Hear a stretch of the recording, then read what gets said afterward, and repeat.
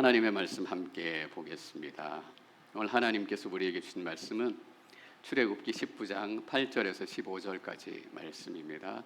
성경을 가지신 분들은 성경을 찾으실 수 있으면 좋겠습니다. 그 전에 오늘 저희 예배에 처음 방문해 주신 분들 제가 소개를 안 드렸는데 성경 찾으시는 동안 제가 소개를 해드리겠습니다. 우리 드럼 치는 채영 자매님 부모님께서 오랜만에 방문해 주셨습니다. 어디 계신가 손 한번 손들어 주시면 환영합니다. 좋은 시간 또 은혜의 시간이 되기를 소망합니다.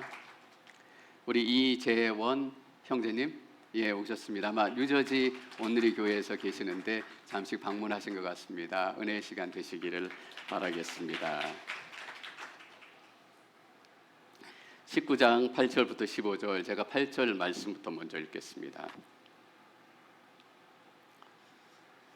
백성들은 다 함께 응답하며 말했습니다. 여호와께서 말씀하신 대로 우리가 다 행하겠습니다. 모세는 그들의 대답을 여호와께 가져갔습니다.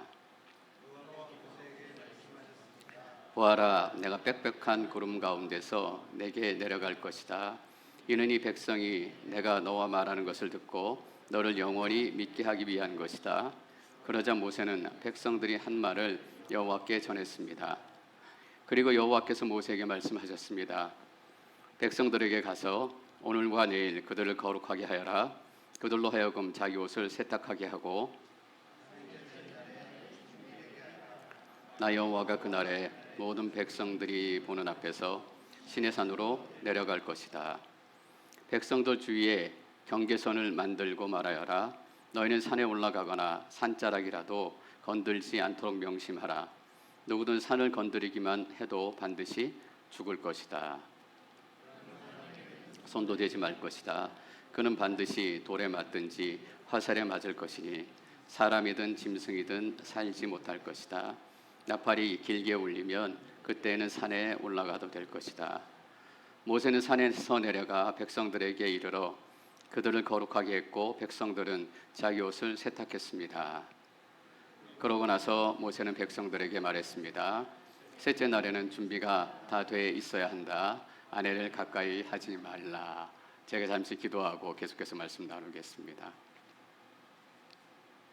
살아계신 하나님, 오늘 특별히 하나님 말씀 앞에 겸손하고 겸비한 마음으로 서기를 고백합니다. 하나님의 말씀이 필요한 영혼들입니다. 위로해 주시고 격려해 주시고 또 힘을 더해 주시고 하나님 말씀 때문에 살아갈 수 있는 그런 새로운 시간을 허락하여 주시옵소서. 감사드리며 예수님의 이름으로 기도드립니다. 아멘. 2개월간의 광야 여정을 마치고 드디어 시내산에 도착했습니다. 지난주에 시내산에 도착한 것은 이스라엘 역사 구약에서뿐만 아니라 우리 믿음의 역사에서 가장 중요한 반전 전환 포인트 중에 하나다라는 말씀을 나눴습니다. 우리가 지난주 나눴던 내용을 다시 한번 정리할 필요가 있습니다. 왜냐하면 너무나 중요한 메시지를 담고 있기 때문이에요. 출애굽이 먼저 있었고 그 다음이 시내산입니다. 구원이 먼저 있었고 십계명과 율법이 그 다음입니다. 이스라엘 백성들이 하나님께 인정을 받기 위해서 시내산에 와서 말씀을 받은 것이 아니에요. 하나님께서 이미 인정을 해주셨고 인정받은 하나님의 백성이 그 감동과 은혜를 가지고 어떻게 살아가야 할 것인가, 어떻게 순종하는 것이 하나님의 백성다운 것인가, 그 얘기를 십계명과 율법에서 얘기하고 있어요. 은혜가 먼저였고 순종은 그 다음입니다. 하나님께서 먼저 인정하셨습니다. 우리가 신앙생활하면서 스트럭을 할 때가 있어요. 이만큼 조금 더 해야 되나, 조금 더 열심을 내야 되나, 기도를 조금 더 해야 되는데, 예배를 조금 더 열렬하게 드려야 되는데, 그러면 하나님께 더 인정을 받을 텐데, 마치 우리가 인정받기 위해서 신앙생활하는 것처럼 오해하고 부담스럽고 착각을 할 때가 있습니다. 그렇지 않습니다. 하나님께서 이미 우리에게 인정하시고 구원을 주시고 은혜를 시작하신 하나님이세요. 우리가 기도를 통해 하나님을 더 깊이 만나게 될 거예요. 또 예배를 통해서 하나님의 영광의 임재를 경험하게 될 것입니다. 이것은 구원을 위한 것이 아니라 구원받은 백성들이 누리는 하나님의 큰 축복 중에 하나입니다. 그래서 하나님께서 말씀을 지키고 온전히 순종하면 이라는 이후에 가정을 시작하면서 세 가지 축복을 말씀해 주셨어요. 여러분 그 축복을 얘기하면서 중요한 전제를 하나 여러분들과 나눴습니다. 이 언약과 말씀을 잘 지켜야만 너희들이 하나님께 특별한 보물이 된다라고 얘기하는 것이 아니다라는 것이었어요. 언약을 지키면 이미 하나님께 특별한 보물이었던 너희들이 하나님 앞에 어떤 존재인지 알게 되고 깨닫게 될 것이다 라는 뜻입니다. 여러분 순종하면 그런 것을 알게 돼요. 하나님께서 어떤 사람을 부르셔서 선교지로 보내셨습니다. 두려운 마음도 있고 부담스러운 마음도 있고 또 순종하는 마음으로 선교지를 가요. 선교제 생활이라는 게 저희가 고생스럽습니다, 힘듭니다 라고 얘기하지 실제로 선교사님의 삶과 또 생활은 우리가 생각하는 것보다 훨씬 더 치열하고 훨씬 더 어렵습니다. 어렵고 힘들게 순종해 가는데 그런데 하나님께 순종하고 하나님의 부르심에 따라가니까 어떤 일들이 나타나냐면 하나님께서 그 한 사람 한 사람을 얼마나 사랑하시는지 더 깊이 깨닫게 되는 거예요. 여러분 순종이 그런 문을 엽니다. 우리 안에 있는 축복들이 진짜 어떤 것들인지 깨닫게 돼요. 저희 아버지께서 몇 년 전에 돌아가셨습니다. 돌아가시기 한 10년 정도는 한쪽 눈이 없으셨어요. 이렇게 쓰러지셔가지고 한쪽 눈의 시력이 완전 사라졌습니다. 그래서 수술을 받으셔야 했습니다. 수술을 받으시고 시력이 없는 상한 눈을 빼내고 의안이라고 얘기하죠. 가짜 눈을 똑같은 모양으로 눈에 이렇게 넣고 다니셨어요. 아버지에게 여쭤봤습니다. 제가 수술 받을 때 큰 수술이잖아요. 가서 뵙지를 못했어요.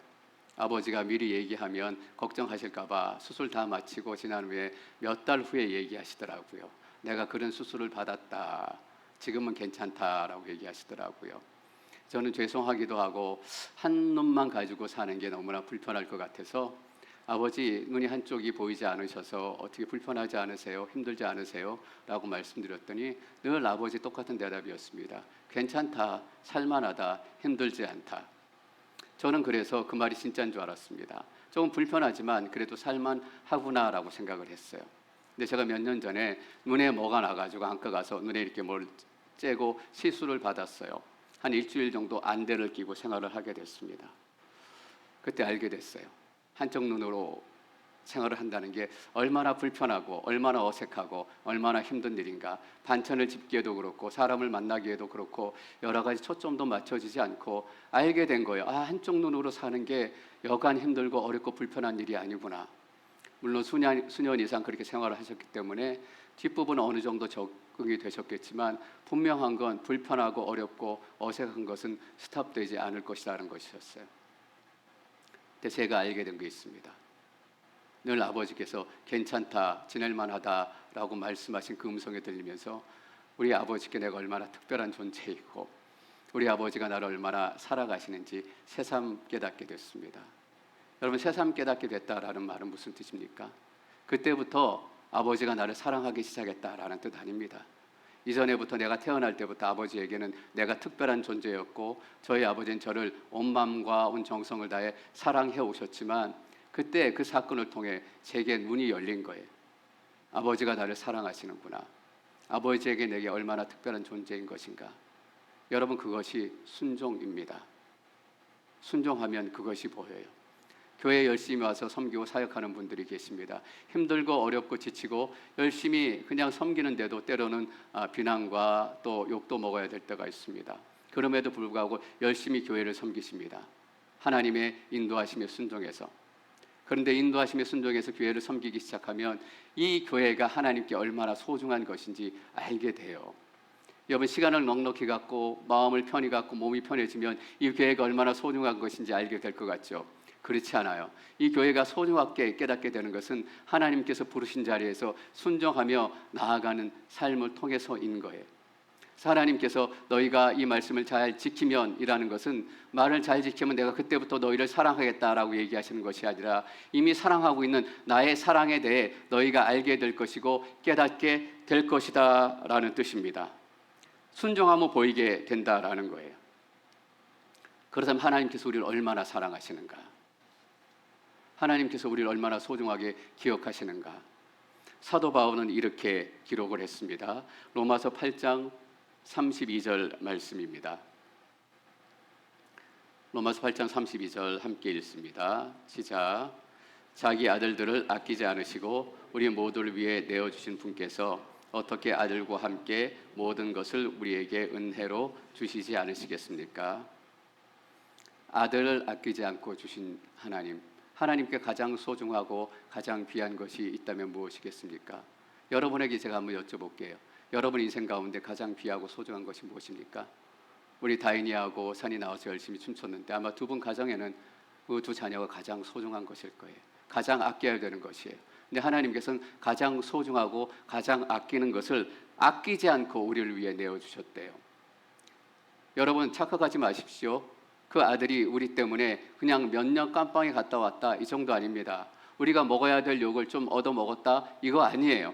하나님께서 아들을 죽이셨다고요. 십자가에 못 박게 하셨습니다. 왜? 우리가 그렇게 소중하고 귀하고 가치가 있기 때문이에요. 제가 예전에 교회 사역할 때 어느 권사님을 만났던 기억이 났습니다.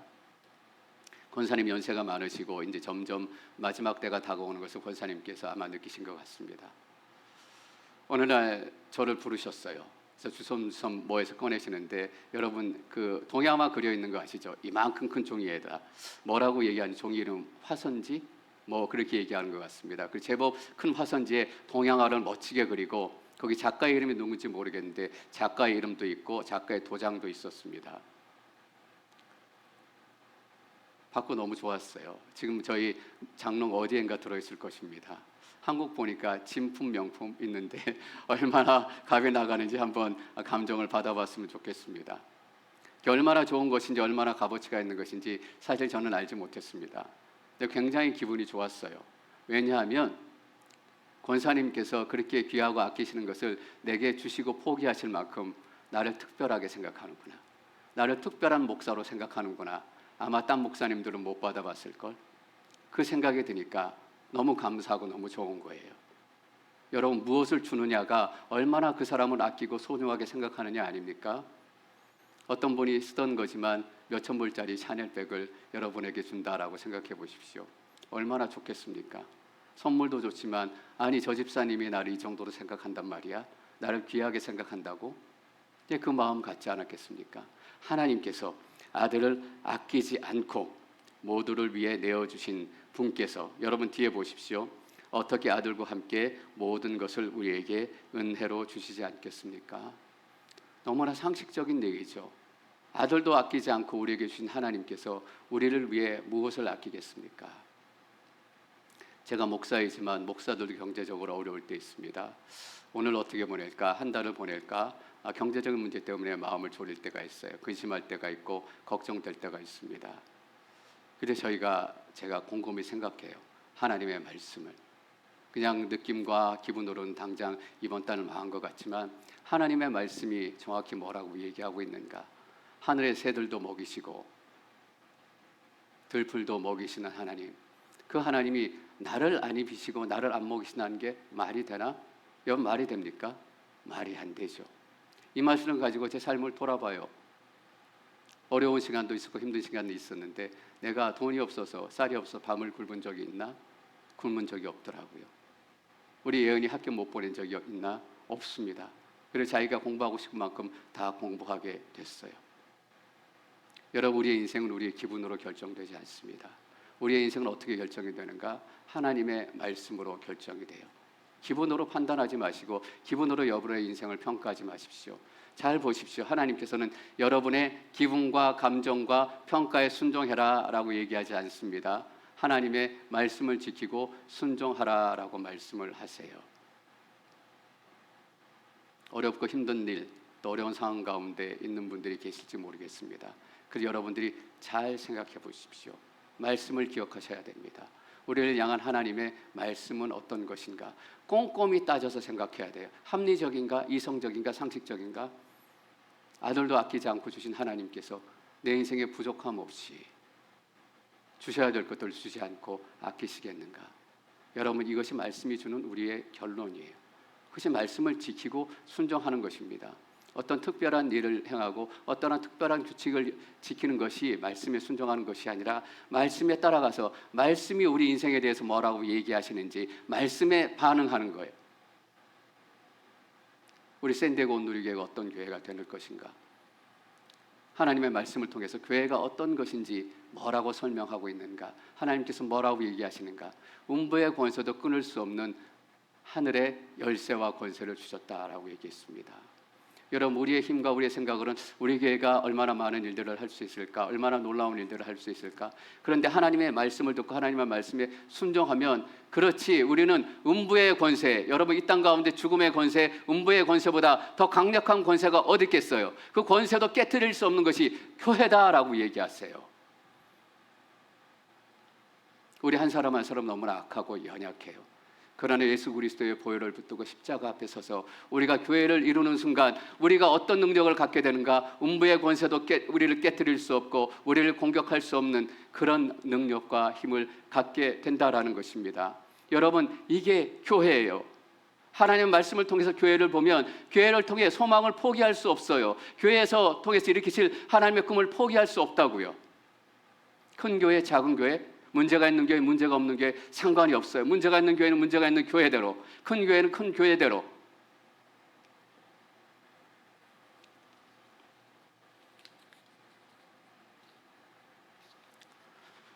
하나님께서는 하나님의 아들을 우리를 위해서 주셨습니다. 이것이 하나님의 말씀에 순종하는 거예요. 하나님의 말씀에 지키고 순종하면 첫 번째 축복이 무엇입니까? 하나님께 특별한 존재가 될 것이다.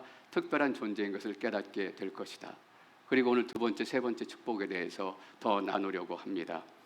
6절 말씀 같이 읽겠습니다. 6절 시작. 너희는 내게 제사장 나라 거룩한 민족이 될 것이다. 너는 이 말을 이스라엘 백성들에게 전하여라. 첫 번째는 특별한 보물이 되는 것이고, 두 번째 축복에 열리는 것은 무엇이냐? 제사장 나라가 되는 것입니다. 여러분, 구약시대 제사장이 하는 역할은 크게 두 가지입니다. 첫 번째는 뭐냐면 이스라엘 백성들을 대표해서 하나님 앞에 서는 거예요. 이스라엘 백성들이 제물을 가지고 하나님 앞에 제사를 드리러 옵니다. 그러면 제사장이 그 제물을 가지고 하나님 앞에 나아가요. 어떤 제물이죠? 죄를 지은 사람들은 하나님이 용서해 주십시오, 용서의 마음을 가지고 찾아해요. 기도응답이 된 사람들은 기도응답에 감사해서 감사한 마음으로 찾아와요. 손해를 끼친 사람들은 배상해야 되겠다, 배상하는 마음으로 찾아옵니다. 기도 제목이 있는 사람들은 기도 제목을 가지고 하나님, 이 일이 이루어졌으면 좋겠습니다, 이 기도에 응답해 주십시오 라고 제물을 가지고 제사장께 맡겨요. 삶에 어려움이 있는 사람들은 인생의 어려운 문제를 가지고 제물을 가져옵니다. 그러면 제사장은 그 기도 제목을 가지고, 그 삶의 모습을 가지고, 그 인생을 가지고 하나님 앞에 서요. 그리고 뭐 해요? 가져온 인생들의 아픔과 슬픔과 감사와 고백과 고통과 고난을 들고 하나님 앞에 섭니다. 이스라엘 백성들을 대표해서. 하나님, 이 사람이 너무나 감사할 것이 있어서 하나님께 찾아왔습니다. 이 사람의 감사를 받아주십시오. 하나님, 이 가정이 너무나 어렵고 자녀들이 어렵습니다. 가정이 깨어지게 됐습니다. 그래서 간절한 마음으로 하나님께 찾아왔습니다. 하나님, 이 인생에 고통을 받으시고 고통의 기도를 들어주시옵소서. 이 일을 하는 사람이 제사장이에요. 세상을 향해 욕하고 평가하고 이것이 아니라 세상의 죄를 짊어지고 하나님 앞에 서는 거예요. 여러분, 그런데 뭐라고 얘기했어요? 제사장 나라라고 얘기했습니다. 한 개인이 그렇게 섬기는 것도 엄청 큰 영광일 텐데 나라라고 얘기했어요. 한 나라 이스라엘이 어떻게 이 세상 속에 살아야 하는가, 이 세상이 왜 하나님 말씀 따라 살지 못하고 우상 숭배하고 음란하고 그렇게 살아가는가 손가락질하는 것이 아니라 그들의 아픔과 절망과 고통과 죄를 들고 하나님 앞에 나오는 거예요. 하나님, 세상이 무너져가고 있습니다. 세상의 나라들이 힘이 다인 것으로 생각하고 있습니다. 하나님, 용서해 주십시오. 하나님의 뜻을 계시해 주시고 어떻게 살아야 될지 보여주십시오 라고 하나님께 긍휼을 구하는 거예요.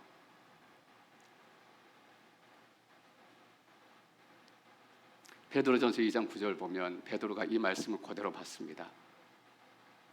왕 같은 제사장 나라라고 얘기해요. 교회를 향해서. 여러분, 샌디에고 누리교회는 어떤 교회가 돼야 돼요?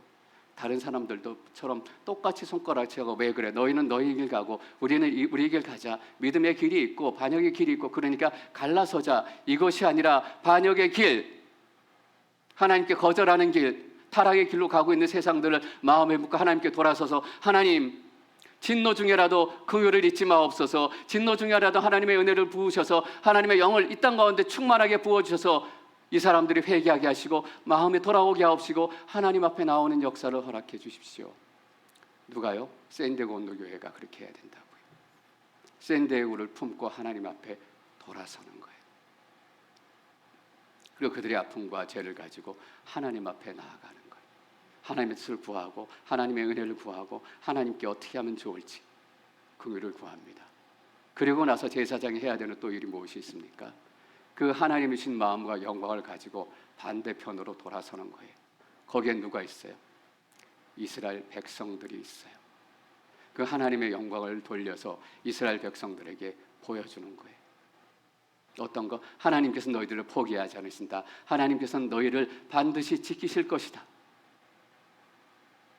제사장의 옷을 보면 엄청 화려합니다. 제사장의 옷 한번 볼까요? 삐까번쩍합니다. 지금 눈으로 보기엔 별거 아닌 게 보일지 모르지만 이스라엘 백성들이 광야에서부터 만들기 시작한 제사장의 옷입니다. 여러 가지 총천연 칼라가 있어. 저 칼라의 실들이 어디에 있었을까? 금실로 이렇게 연결해 놨습니다. 그 금을 깨트려 실로 꼬아가지고 광야에서 지금 보기에는 별거 아닌 것 같지만 할 수 있는 한 최대로 빛나게, 할 수 있는 한 최대로 멋있게, 할 수 있는 한 최대로 영광스럽게. 지금 우리가 이 명품 옷을 딱 입고 나가면 어깨에 힘을 빡 줍니다. 뭐예요? 나 이런 사람이다. 나 이 정도 입어도 되는 사람이다. 좋은 가방 들면 더 가방을 들면서 나 이런 가방이 있다. 나를 자랑하고 싶어해요. 명품식에 차면 머리도 한번 아파서 머리야. 그렇게 하고 싶어 한다고요.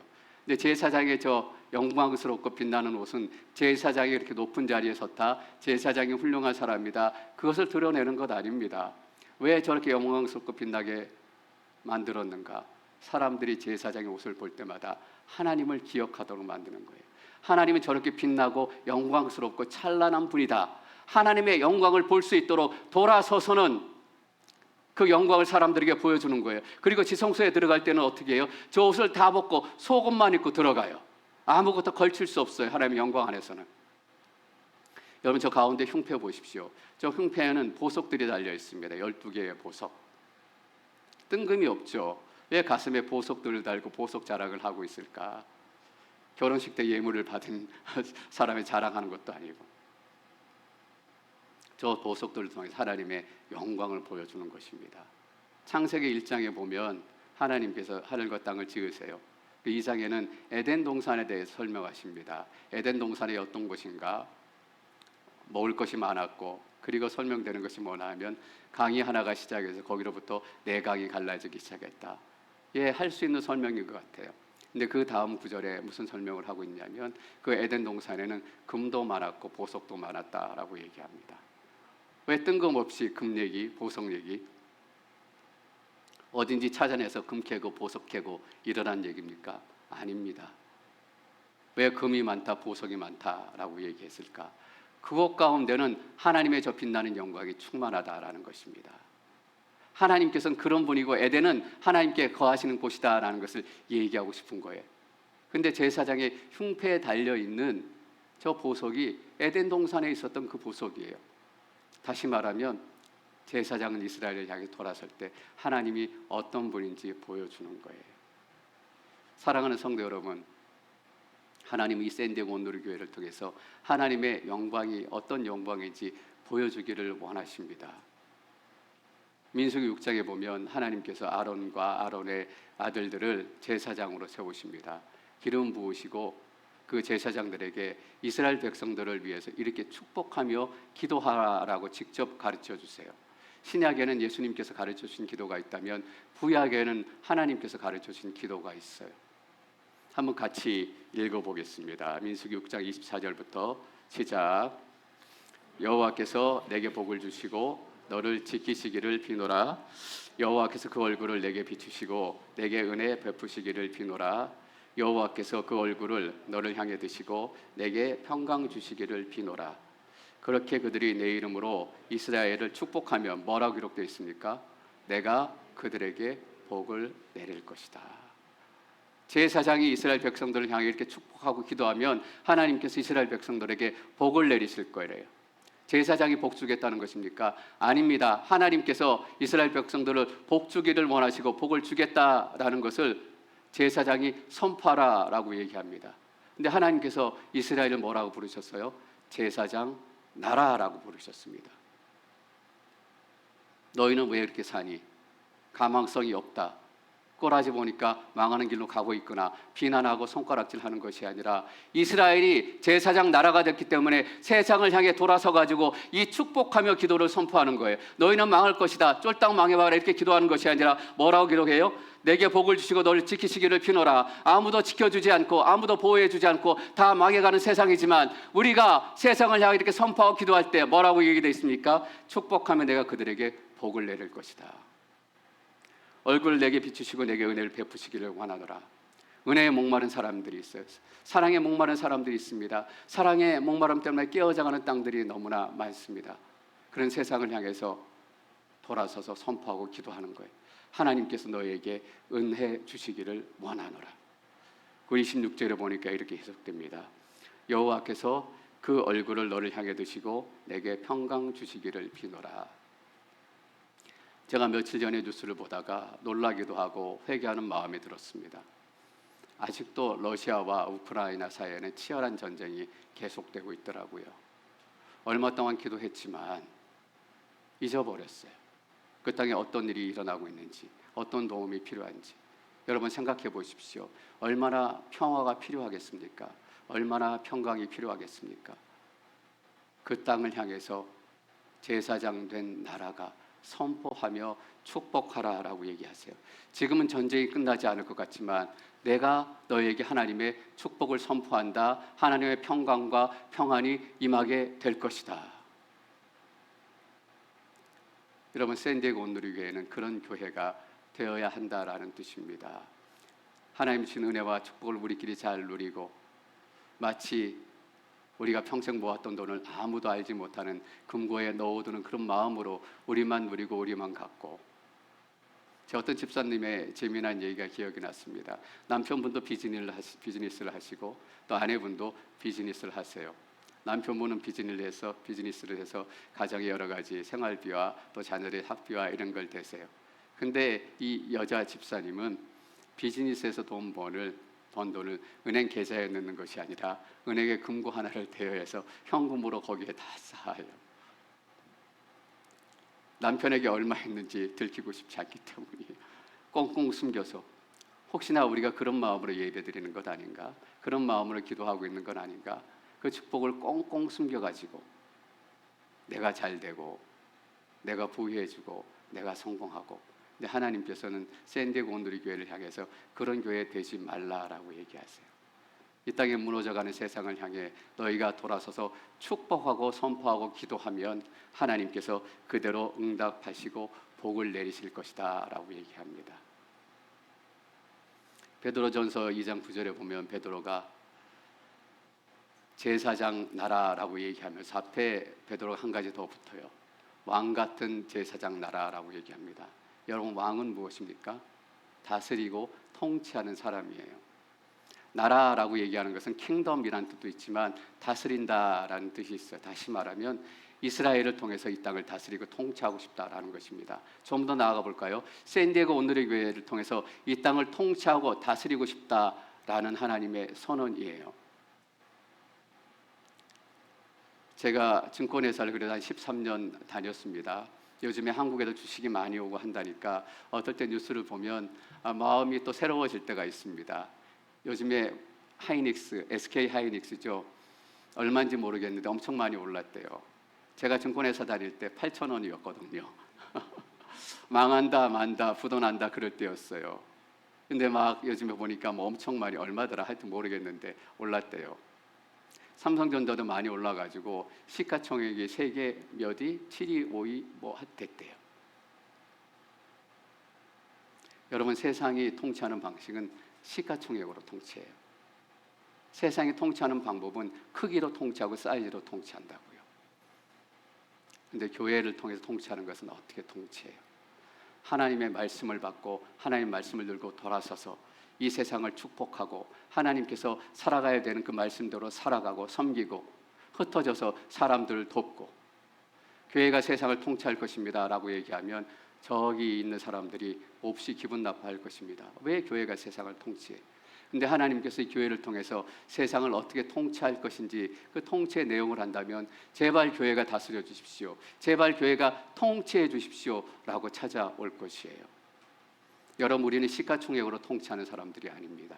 우리는 크기로 통치하는 사람들이 아니에요. 우리는 그 하나님의 궁일한 마음을 가지고 돌아서서 세상을 섬기고 돕고 헌신하는 그런 모습들을 보이게 될 것입니다. 이것이 제사장 나라가 되는 것이에요. 얼마나 큰 축복입니까? 여러분, 이스라엘 백성들, 히브리인들을 생각해 보십시오. 아들이 태어나면 바로가 나일강에 던져서 죽여라 라고 얘기했습니다. 방금 태어난 아이도 그 생명, 작은 생명 하나도 지켜낼 수 없는 그렇게 무력한 사람들이 히브리인들이었더라고요. 간신히 하루 살아내고 간신히 하루 먹고 미래도 없고 꿈도 없고 사명, 소망 이런 것들은 기대할 수 없는 사람이었어요. 한두 사람만 제사장을 해도 큰 영광입니다. 근데 히브리 민족이 제사장 나라가 됐습니다. 세상을 통치하고 다스리고. 전 여러분들이 하나님 안에서 어떤 존재인지 깨닫게 되시기를 축원합니다. 이 능력을 어떻게 우리가 세상 가운데 선포하게 돼요? 하나님의 말씀에 순종하면 이 능력을 우리가 알게 되는 것입니다. 그리고 6절의 마지막에 이렇게 기록이 되어 있습니다. 거룩한 민족이 될 것이다. 여러분, 거룩하다라는 것은 어떤 의미입니까? 다르다, 구별되었다라는 것입니다. 하나님의 공동체는 다르다라는 것이에요. 구별되었다라는 것입니다. 뭐가 달라요? 세상의 사는 방식, 세상에 있는 모든 것들의 의미가 달라집니다. 많은 사람들이 자기가 잘 살기 위해서 열심히 돈을 벌어서 저축을 하고 때로는 금고에 숨기기도 해요. 그런데 이 돈이 제사장 나라 안에 들어오고 교회 안에 들어오면 의미와 가치가 달라져요. 그저 조금 더 좋은 차, 조금 더 넓은 집, 그 목적이 돈이 가지고 있었던 전부였다면 그 돈이 하나님의 제사장 나라 공동체 안에 들어오는 순간 무게와 의미와 가치가 달라져요. 하나님께서 내려 허락하신 인생의 축복을 통해서 다시금 세상을 축복하는 축복의 도구, 축복의 은혜로 사용되어지는 것입니다. 여러분, 세상에 힘과 권력이 있어요. 그러나 이 하나님의 거룩한 공동체 안에 들어오면 힘과 권력이 달라집니다. 뺏기 위해서 힘을 사용했어요. 억압하기 위해서 권력을 사용해요. 그러나 그 권력과 힘이 교회 안에 들어오면 그 힘을 통해서 연약한 나라들을 세우고 연약한 인생들을 세우고 무너진 것들을 세워가는 힘이 될 거예요. 그 권력이 교회 안에 들어오면 어떤 권력이 되는가? 이 땅에 약한 사람들을 돕고 세울 수 있는 그런 시스템들을 만들고 이렇게 함께 사람들을 만들고 그 권력의 의미와 가치가 변화되어져 가는 것입니다. 거룩한 나라예요. 거룩한 나라 안에 들어오면 세상이 완전히 달라진 것입니다. 돈도 달라지고 관계도 달라지고 권력도 달라지고 힘도 달라집니다. 세상을 향해서 축복을 선포하게 되는 것입니다. 사랑하는 성도 여러분, 하나님 말씀에 순종해서 한 발을 뛰게 되면 이 은혜와 능력이 더 크게 보이게 될 줄 믿습니다. 하나님이 허락하신 축복이 그것이에요. 너희가 억지로 제사장 나라를 만들어가라 라고 얘기하는 것 아닙니다. 거룩한 나라가 되어야 한다라고 얘기하는 것 아니에요. 이미 너희가 제사장 나라가 됐고 거룩한 나라가 됐으니 말씀에 한 걸음 한 걸음 순종해가면 너의 순종을 통해서 이 축복이 제사장의 기도처럼 이 땅 가운데 넘쳐나게 될 것이다. 사랑하는 성도 여러분, 하나님께서는 여러분들이 이렇게 특별하게 생각하시는 하나님이세요. 하나님 특별한 보물이 될 것이고 제사장 나라가 될 것이고 거룩한 민족이 될 것이다. 다 따로따로 얘기하는 것이 아닙니다. 다 한 가지 얘기예요. 전 여러분들이 제사장 나라가 돼서 이번 주에 돌아가셔서 학교에서, 직장에서, 비즈니스 현장에서, 사람들과의 만남에서 제사장의 기도를 선포하는 그런 축복된 일들이 나타나기를 축원합니다. 축복하면 뭐라고 얘기하세요? 하나님께서 그들에게 복을 주실 것이다. 이 복된 한 주가 되시기를 축원합니다.